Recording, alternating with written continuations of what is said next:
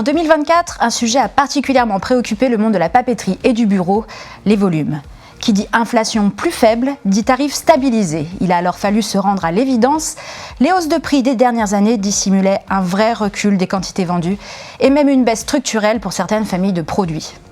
Avec un contexte économique, politique et international qui est ce qu'il est, l'optimisme est difficile à afficher en cette fin d'année. Les budgets des acheteurs sont raisonnés, les consommateurs préfèrent épargner que dépenser et la fréquentation des points de vente en pâtit. C'est fait établi, quel levier activer en 2025 pour recréer de la valeur sur le marché ?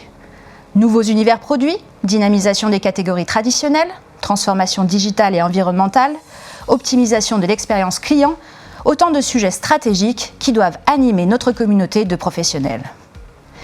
Dans ces réflexions, le papetier de France PNP sera à vos côtés pour étudier les opportunités du secteur. En début d'année, nous nous intéresserons aux pistes de diversification, puis viendra le grand rendez-vous annuel de la papeterie, la rentrée des classes. Les conséquences de la généralisation du travail hybride seront analysées au printemps, avant de faire le point sur le marché de l'impression. À l'automne, nous explorerons les labels RSE et nous finirons l'année en abordant la place de l'ergonomie au bureau. En parallèle de ces grandes thématiques, nous prendrons la température de différentes familles de produits. Écriture, colle et adhésif, solutions d'affichage, papier reprographique, archivage, classement, accessoires IT, destructeurs et loisirs créatifs.